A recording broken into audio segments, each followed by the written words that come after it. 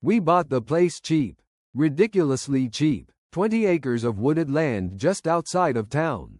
The house was rustic, to put it kindly. My wife, Sarah, saw potential though. She always does. I'm more of a pragmatist. I saw a lot of work. The first few months were a blur of renovations. We replaced rotting floorboards, repainted every room, and tackled the overgrown yard. The woods at the back of the property were untouched. A dense, tangled mass of trees and undergrowth. Sarah wanted to explore them. I advised against it. Too many ticks, I said. Probably bears. She rolled her eyes, but she listened. For a while, it started subtly, a feeling of being watched. I'd be outside, hammering away at the porch, and I'd get this prickling sensation on the back of my neck.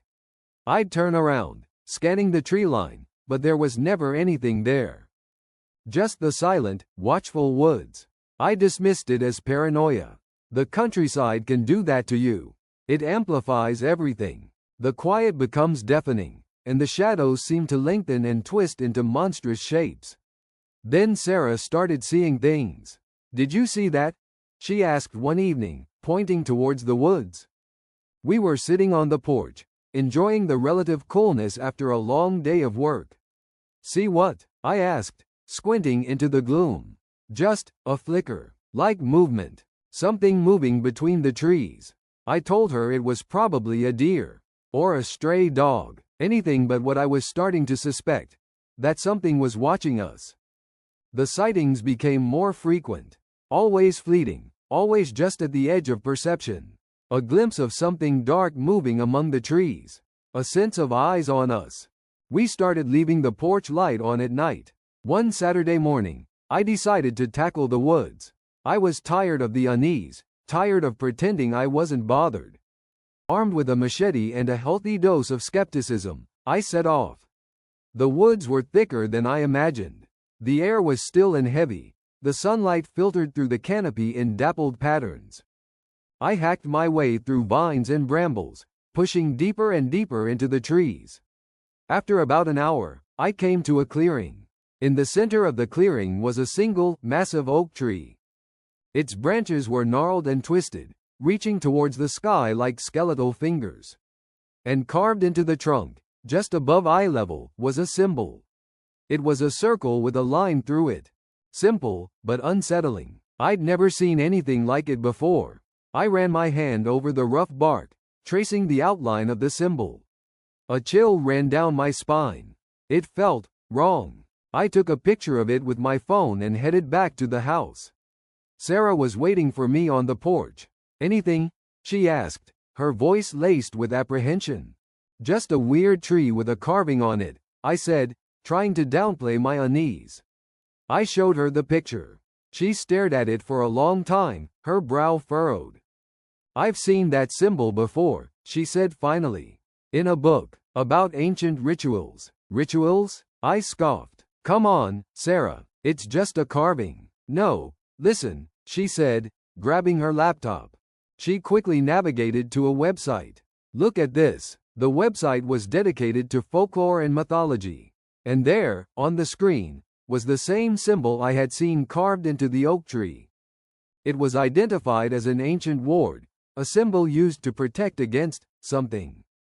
The description on the website was vague, but it spoke of entities that dwelled in the woods, beings that were neither human nor animal, beings that fed on fear and negativity.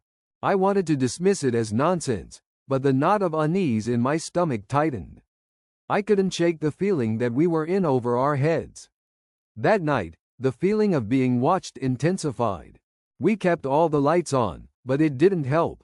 Every creak of the house, every rustle in the leaves outside, sent shivers down our spines. Then, we heard it. A low growl, coming from the woods behind the house. It was unlike anything I had ever heard before. Deep and guttural, filled with a primal rage. The sound vibrated through the floorboards, shaking the house. We huddled together, paralyzed with fear.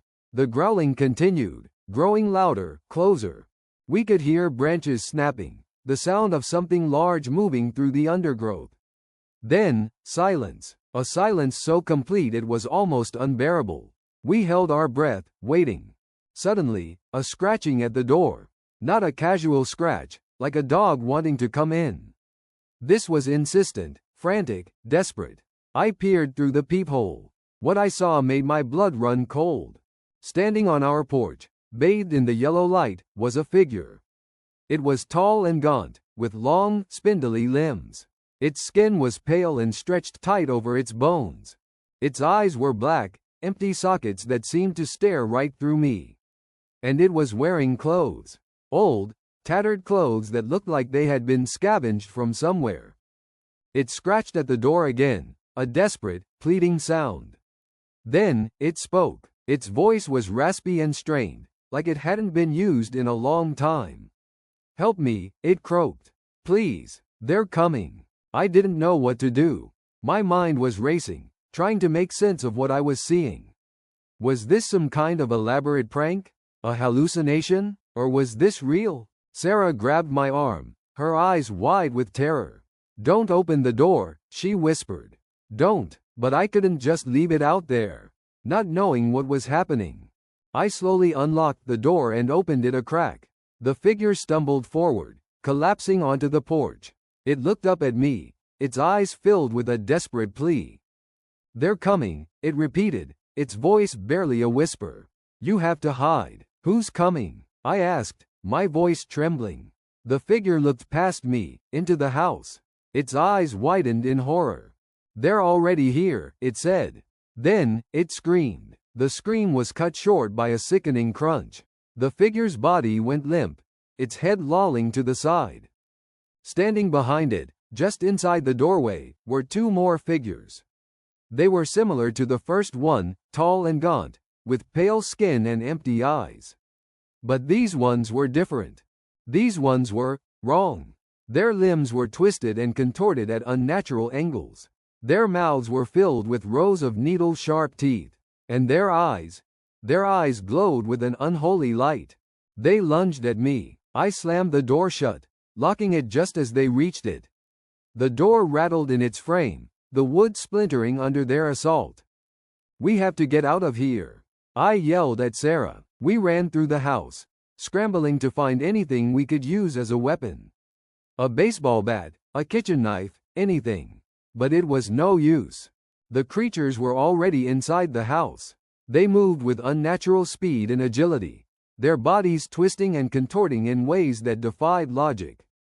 They were everywhere, in every room, blocking every escape route.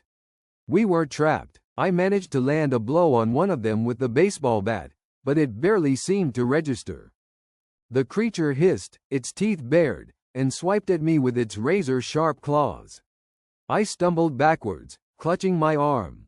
The claws had ripped through my shirt, leaving deep gashes in my skin. Sarah screamed and threw a pot of boiling water at the other creature. It shrieked in pain and recoiled, giving us a moment to breathe. We used that moment to run. We burst out the back door and into the woods, hoping to lose them in the trees. But they were right behind us. We ran blindly through the woods, dodging trees and leaping over fallen logs. The creatures were gaining on us, their twisted bodies effortlessly navigating the terrain. Then, I saw it. The oak tree, the one with the symbol carved into its trunk. I grabbed Sarah's hand and dragged her towards it. "The symbol," I yelled. "It's supposed to protect us." We reached the tree and huddled against its trunk, praying that the symbol would do something, anything. The creatures emerged from the trees, their glowing eyes fixed on us. They stopped at the edge of the clearing, their bodies tensing. They seemed hesitant to cross the threshold. They growled and hissed, their bodies writhing with frustration. Then, one of them took a step forward. As soon as its foot crossed the invisible line, it screamed. A high-pitched, ear-splitting shriek that echoed through the woods. Its body began to convulse, its skin blistering and cracking. It staggered backwards, away from the tree. The other creature watched in horror, its eyes wide with fear. They both turned and fled, disappearing back into the woods. We stood there, trembling, not daring to move. We stayed there for hours, until the sun began to rise. The next morning, we packed our bags and left. We didn't even bother selling the house. We just walked away. I don't know what those creatures were, or what they wanted, but I know one thing. I never want to see them again. We're living in a small apartment in the city now.